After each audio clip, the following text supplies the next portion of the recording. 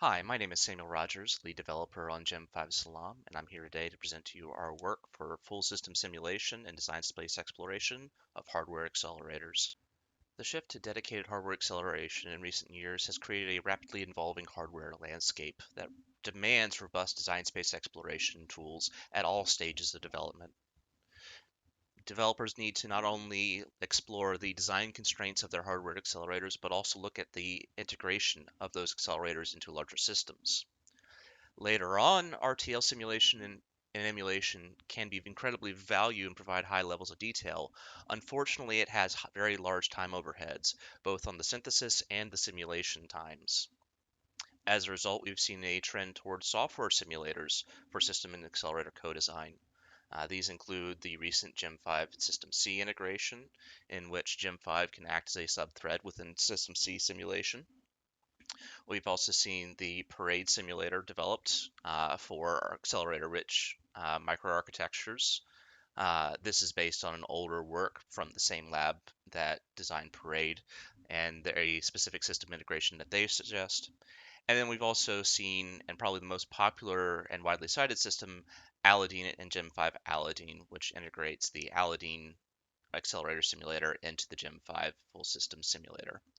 Each of these have drawbacks in their approaches, either whether it be limitations on system implementations, assumptions that aren't necessarily realistic about certain accelerator designs, or in the case of the Gem5 System C integration, just a higher level of understanding and design effort needed in order to integrate both System C and Gen5.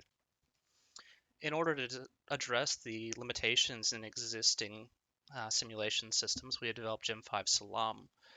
In Gem5 SALAM, we leverage the very popular and widely used Gem5 full system simulator for flexible full system modeling and simulation of our designs. The hardware accelerator models themselves are modeled using a custom runtime execution engine based around the LLVM intermediate representation. And this allows us to write hardware accelerator designs in simple C or C++ code, compile those to the LLVM-IR, and then actually model the accelerators within our infrastructure. We also provide a flexible system interface for these hardware accelerator models that allow their integration in various configurations, and frankly, anything that Gem5 natively would support for its various types of simulation objects, our devices will plug and play into those, including in various parts of the memory subsystem or direct integration into CPU data paths, etc. We also provide an extensible API for integrating other simulation models because we don't want this to just be a one and done simulation tool. We want to build an ecosystem for other developers to build upon, which was something that was lacking in some of the earlier full system simulators for hardware accelerators. Diving deeper into the Gem5 SALAM design, we'll start with our LLVM runtime engine. When a user wants to design a new hardware accelerator in SALAM, what they do is they start with a functional description of their accelerator in either C or C++ and compile that code into the LLVM intermediate representation. Our runtime interface, which is modeled on the right side of the screen, starts with a static components in which we will parse the control and data flow graph of the application from the LLVM IR, and this allows us to understand elements of the application such as statically determinable instruction level parallelism, understand everything we need to know for functional unit allocation, and from here we're able to generate a static estimate for energy consumption as well as area needs for the accelerator design. From here, we're able to move on to our dynamic execution component, which consists of a series of instruction scheduling queues, execution queues, and memory queues. And this is able to model the pipelining of the accelerator at runtime and understand runtime dynamic execution parallelism. This also does include support for data-dependent control, so for highly irregular applications that change their execution patterns based on their input data. Our runtime execution model is able to actually accurately model those power and computation requirements for the accelerator. Included in this is dynamic energy consumption based on cycle level details of hardware utilization. And using these details, we're able to understand where bottlenecks are in our accelerator design in order to better design the accelerator to be more power and area efficient.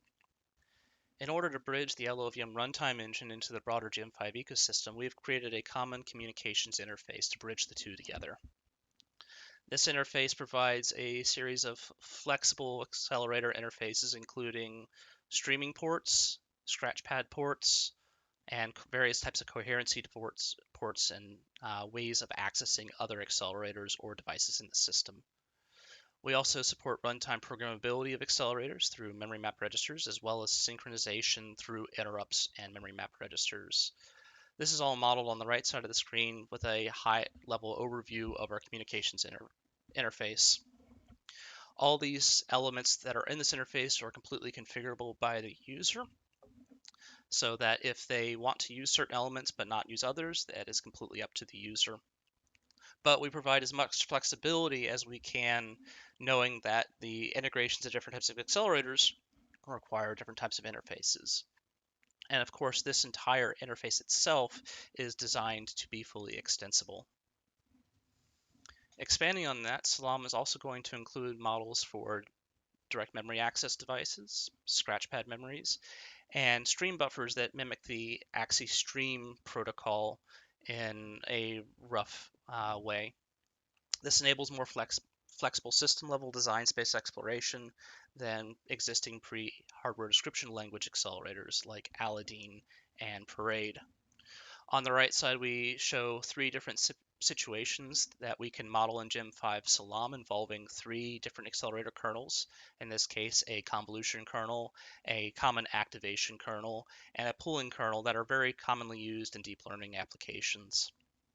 In the first integration at the top, we can see where each kernel has their own scratchpad memory, and they're all managed by some host device, be that a CPU or another hardware accelerator.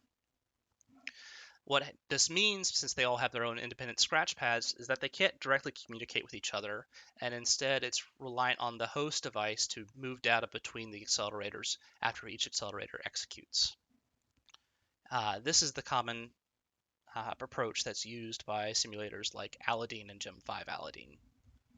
In the second scenario, all the accelerators share a common scratchpad. Of course, they have no means of knowing whether or not data is actually available in that scratchpad without some external synchronization controls.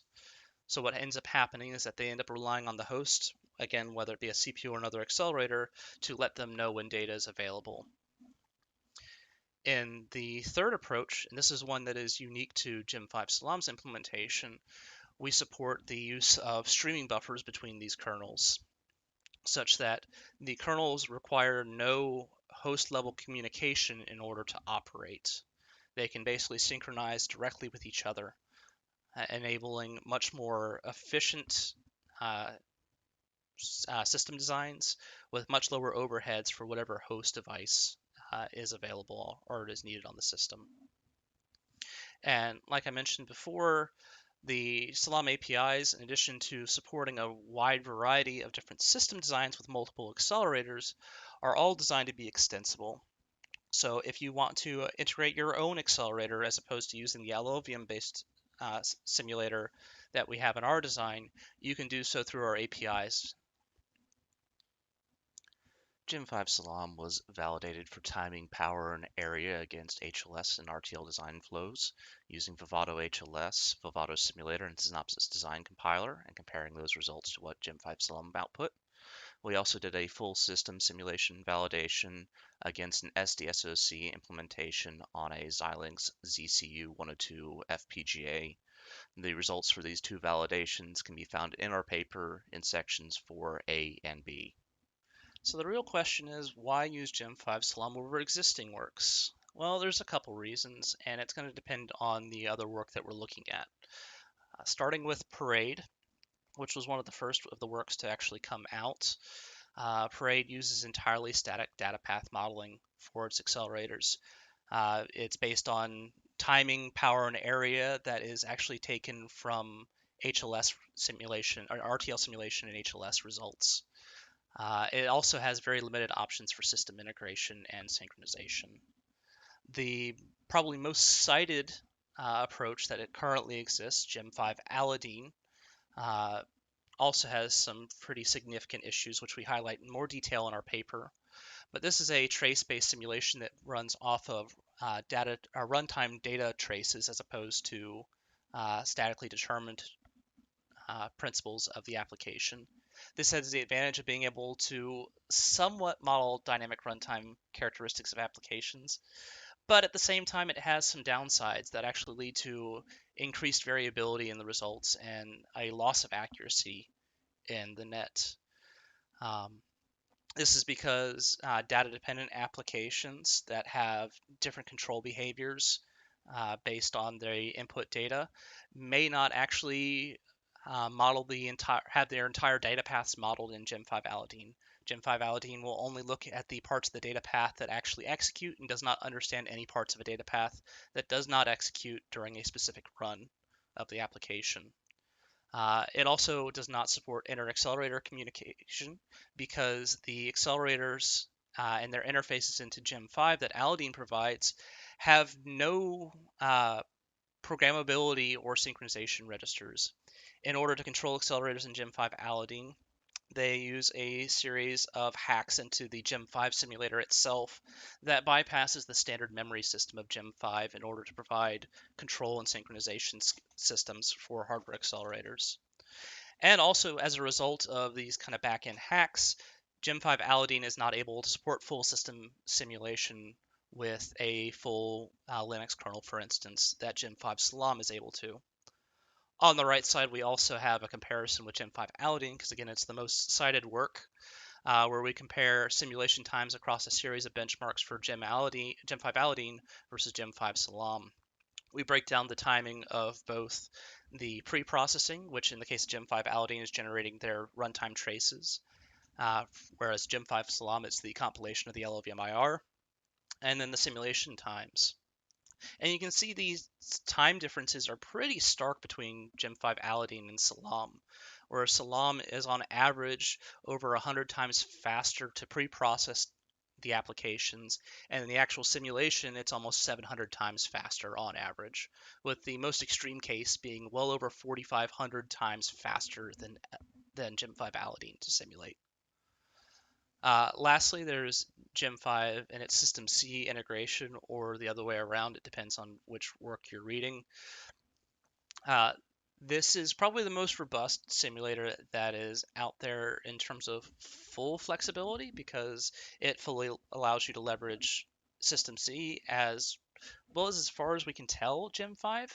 The downside is that your abstraction is much, much lower when you're working with the System C environment. So for users that are more comfortable with tool chains like SDSOC or other HLS-based tool chains where they're not as familiar with the very low-level hardware details and integration details, Gem5's System C integration is going to be much more challenging to use versus Gem5 SALAM.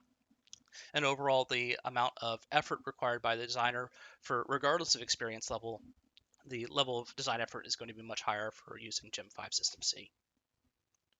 Gem5 SALAM is an ongoing work that we are actively updating to improve every day. We are currently working on updating our LLVM parser to improve our type support dynamic function inlining, as well as code templating. And we are also looking to add support for custom LLVM IR passes and optimizations in order to better model hardware. We are also looking to eventually integrate this into the main Gem5 project. So hopefully it'll be an official part of Gem5 in the future. And you can follow our progress or try it out for yourself at the link below. Thank you for listening to my talk today. I have been Samuel Rogers. My contact info, as well as the contact info of everybody else on our team, is on the screen in front of you. Thank you again for listening.